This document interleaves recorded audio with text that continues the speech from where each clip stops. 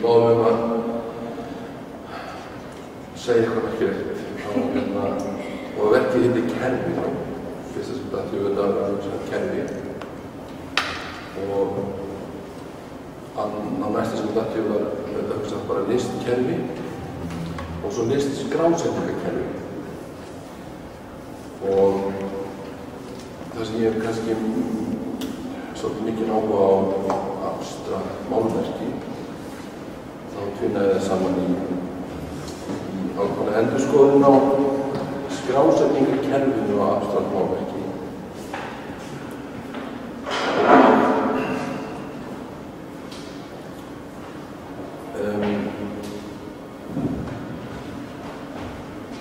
Ég langar þannig að segja einhvern aðra útgáfu af listasögu abstrakt málverksins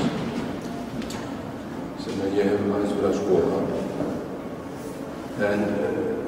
Og ég ákvað að taka þessa bók hér og tala um kerfið og þá var ég að leita að sér með niður á bókasafninu og ég fann ekki neitt af því að ég skildi ekki flokkunarkerfið hvort það væri til eitthvað eftir Kandinsky eða Gombrich. Ég endaði með að fara í bókasafni hérna að ég skil flokkunarkerfið þar og fann þessar bækur þar. En ég tek sögu listarna fyrir að þetta er svona fyrir næsta listasamn, þetta er svona biblía listasögnar eftir Gombrich og ákveðin svona kannski byltingi í það að skrá eða segja frá þessari sögu og svo hann gerir það er svona skemmtilegur penn og alltaf en spurningin er síðan alltaf hvað fer inn í þessa listasögu og hvernig segir hann frá þessari listasögu og hvað er valið og hvað er hann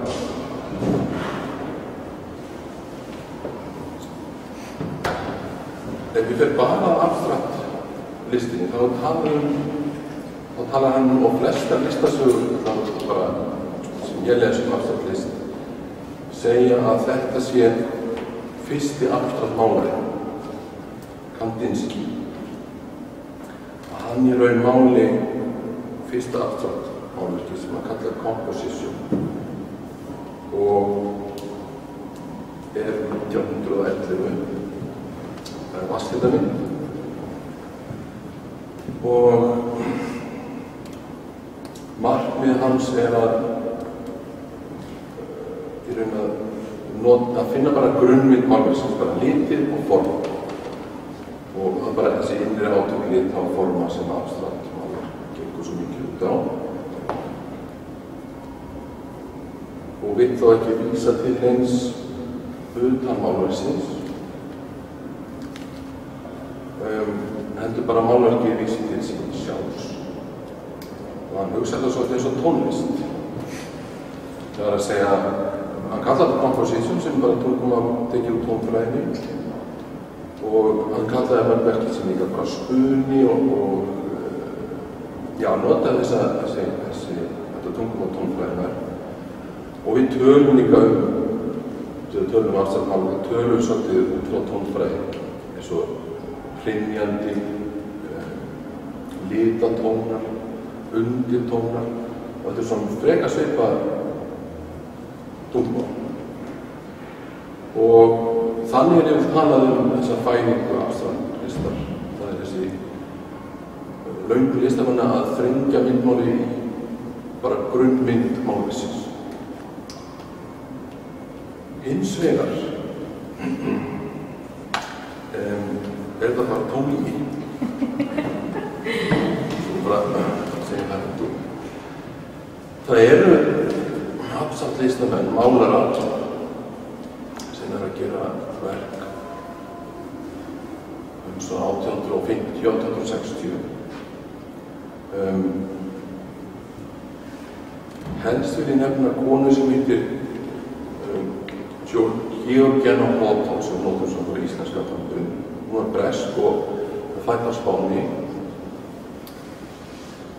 Hún var menntaður listamaður og sýndi abstrakt málverk allavega vitnað sýningu 1871.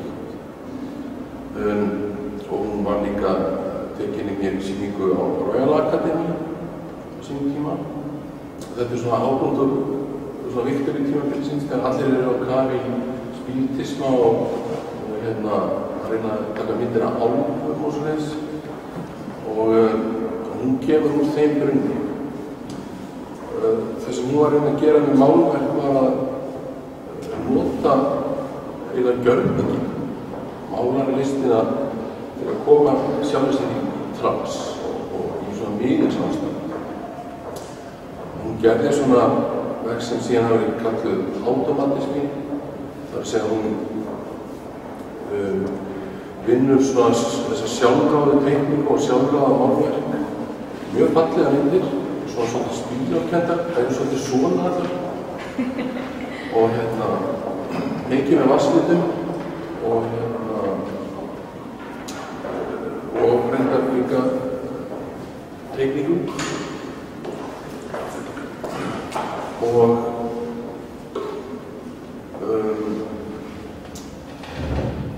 já, þetta eru svona þau fyrsta afstæðisverk sem ég get bent á svona þá sem kvölda vestræna það var í þetta frumbyggjarlist en ég er svona að tala þess að vestræna listarsögu. Annar náungi sem var að gera svipað, það var ekki menntalistamæður, var Victor Hugo, rithöfundur. Hann var í þessu spiritisma og var að gera svona sjálfráðar teikningar, leki og marga bara hansi fínar og þær voru alveg sýndar. Það er bréf sem Vincent van Gogh skrifa bróður sín Theo, skrifa mjög bréf þar sem hann talar að hafa séð sýningu á þessum verkum Victor Hugo og bara þótti nokkuð mikið til þeirra að koma. Þannig að listamenn á þessum tíma er alveg að sjá abstrakt, þessa hugsun abstrakt list sem er í rauninni þetta bara gjörningin að mála, að teikna.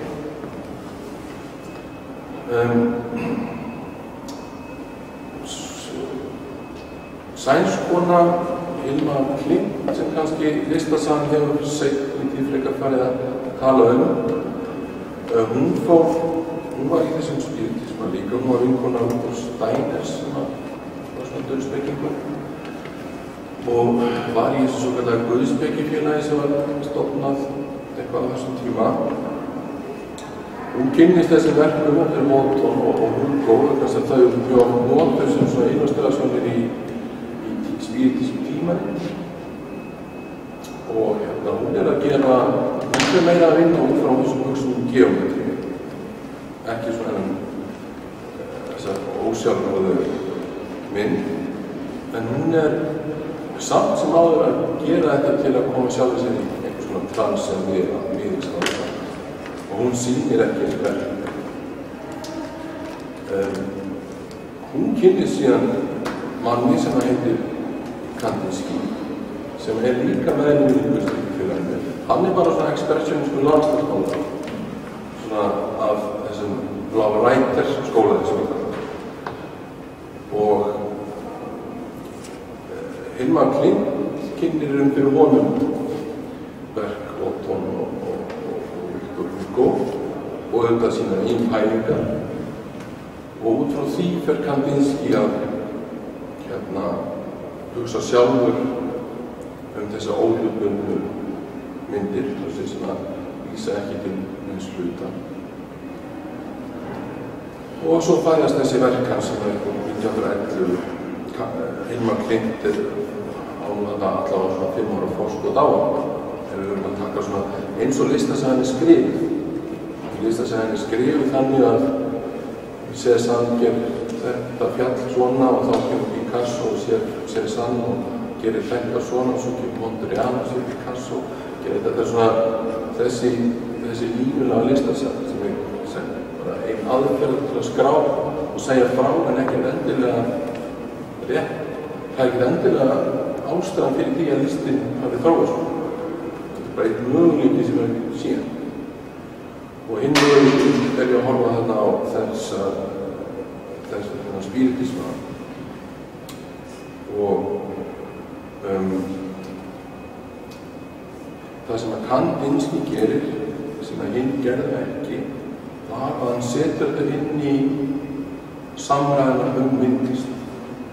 Þannig að hann ekki þess að fyrsti afslátt málarinn, svo það sagt. Hann fyrst bara til þess að setja abstraktsjónina inn í samræðu myndlist og gerir það með þessi samhengi við grunnmynd málarsins, samhengi við tónlist og þannig að þessi svona orðræða myndlistar í raun svolítið það sem að móta þessi sögur sem við verðum að segja okkur. Þannig að ekki endilega það sem að listamenn að gera, það fjallar ekkert endilega það. Það frekar í raun hvað hægt að halda, hvernig höldur þessari samræðan áfram, Kandinsky út frá þessum expressionism fyrir að gera abstrakt og svo sér einhvers annar surrealisti eitthvað ekki til Kandinsky og svo bla bla bla.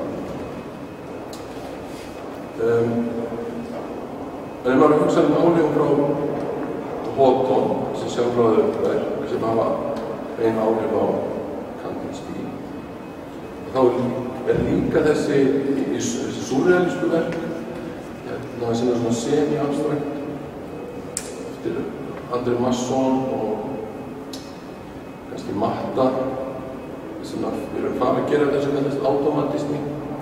Þeir reyndar að komast að einhverju undirvitundinni en ekki einhverju miðilsástandi og það er sama eftir sem þeir nota og Georgien og Houghton nota. Ég fann ekki neina bókum hana í hér eða á safninu. Ég held að það veit lítið að við gefum bókum hana í öðru samhengi en svona Viktoríutíma byrðið ykkur bækurinn.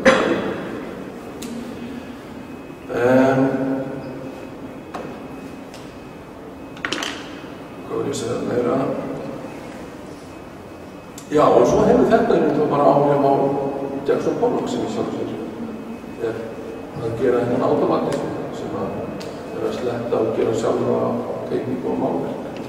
Var þetta fyrst rosalega mikið svona byltingarkennd því að fyrir fólki að geta snúið kannski málverki allir hliðar eða kannski abstrakt ekki þannig hugsa að ég auðvitað ákveð málar einhvern málverki á snúa en fyrir áhorfandann að allt sjá verk sem að þú getur einhvern veginn ekki sér dýptina eða þessa grunnbyggingu sem að venjulegt málverk hefur, forgrunn og bakgrunn og myndin.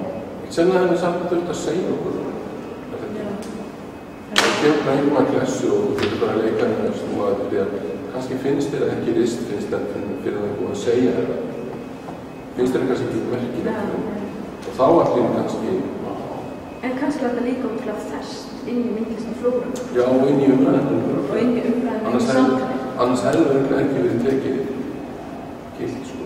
Þetta var bara, og ef við horfum á listasögu eitthvað slið, að þá passar þetta kannski það sem Georgien og Houghton var að gera eða eitthvað búk og bara ekki inn í samdæðinu, ekki inn í skrásetninguna.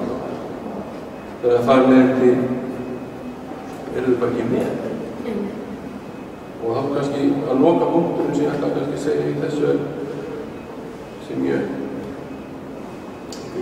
tekur kannski aðeins fram að það ég veit ekki hvað sem heitir Foucault sem að tala reglukerfi og að skrásetninga þessu tægi byggir fyrst og fremst á útilokunarkerfi. Það sé að þú þarft að útiloka eitthvað til að skrá listasögu, þannig að það sem passar ekki inn í það sem að þú ert að segja það er bara ekki með. Þannig að það er að forðast að spája að maður hugsa svona listasögu hvað fær ekki að vera með sem bara gleymt horfið og við vitum í raun ekkert einhverjir hafa farið að draga upp einhverja myndir eftir Georgien og Houghton og síðustu ár bara af því það fólk fór að endurskoða þessa listasögu. Þetta er svolítið eins og Biblían, ég myndi þetta alveg heilagt eins og allir segja einhvern veginn út af því að það er bara einhvern menn sem ákveða hvað fyrir í bókinu og hvað ekki. Maður getur hugsa bara íslensku listasöguna sem var að koma út. Hver ákveð hvað fyrir að neina og hvað ekki. Svo það voru búið að skrásetja það, það voru bók og eftir skilum 50 ár þá voru barnabörnin okkar eftir að horfa á þetta sem þetta vist kannski fá einhverjum áhuga á því að spá í þetta. Kannski þessi saga bara tómi. Kannski var eitthvað annað að gerast og hvað er næsta stund. Og grafa kannski upp eitthvað. Ég finnst líka því sem ég handa frá Lara. Ég finnst líka voða gaman að hugsa mjög oft með þetta dæmi sem ykkur heilt áður. Þegar Mónu Lísu stóð og það verður og vekkur með tónu og það verður metað svona núla því allir verður að sjá tónu á vekkir. Þannig að myndi skiptir bara ekki máli, það fjarverðandi skiptir meira máli. Og hvað áhrif hefur þetta haft á þessar sögur? Við tökum Massaðu sjálf alltaf sem einhverjum svona vendipunkt í það í listasögunni af því að hann einhver framlegging á einhver annari list. En þessi þjófnaður á Mónu Lísu, ég menn, ekki gaman að skoða handlýmssamlingi við skúlptúr eftir Kristinn Hrafnsson eitthvað, sem einmitt að fjalla einhver svona, það sem fjarverandi eitthvað. Kannski þetta leið sem við ekki búin að skoða sem hefur bara gríðarlega áhrif á listina, það sem fjarverandi skilgreini hlutin sem þetta sína. Ég er alveg vissu þjófnaður Mónu Lísu hefur haft miklu meira áhrif á gangi listarinnar heldur en hvað Massaðu sjálf hafi í snúið einhverjum klósekar á honum. Alveg, og ég er bara vissu það er bara ekki skráð. Nei, það væri gaman að þú myndi gefa út bók skrásetta svona hluti sem að væri svona öðruvísi listasaga eða, nei, ég veit það ekki. Öðruvísi listasaga sem er þá bara annar mögulegur.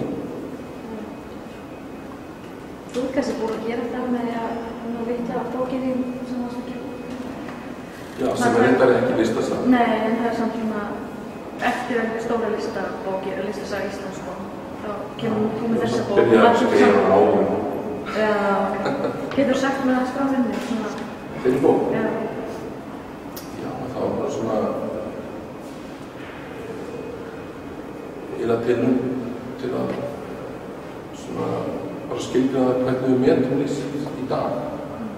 Við gerum það öðruvísi en áður. Við erum ekki, til dæmis bara við aftur máli að því við horfum á Kandinski, þá sem við horfum á málverkið svo við erum að meta svona við erum að hugsa innri átök, lit á forma og það hvernig það er áhrif á átök og svona. Þannig verður svona orðræðar það. En svo fær kannski þróast það svolítið í kannski sem monokrómi, það eru verk eftir alla vænar sem þetta svörtu málverki sem eiginlega alveg svört og við getum ekki fara að horfa á þau og leita einhvern innri átök lit á forma. Við getum heldur ekki fara að horfa að segja út frá smekk og hugsa, nei þau eru ofsvört. Við getum ekki fara að horfa á málverki til Birgir Snæbjörn og hugsa að þau eru ofhvít fyrir minn smekk. Spurðum okkur frekar af hverju þetta svona hvít, af hverju þetta svona svart. Og kannski þetta sé aðeins að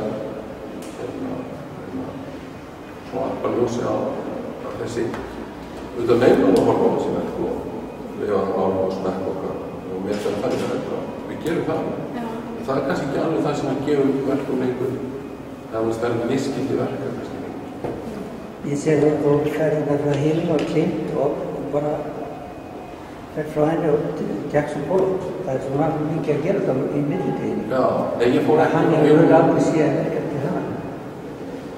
Sko, ég fór ekki frá Hilma Klint til Jackson Pollock, ég fór á Georginu Hóton til Hilma Klint og Kandinski og svo Georginu Hóton aftur til Surrealismans og Jackson Pollock.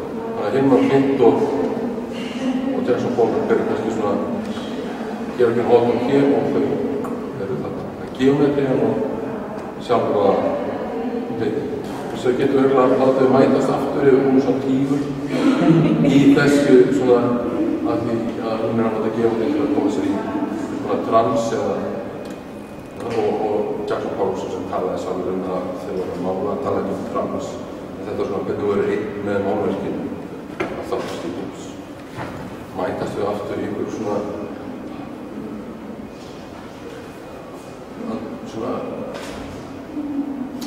þannig ástandi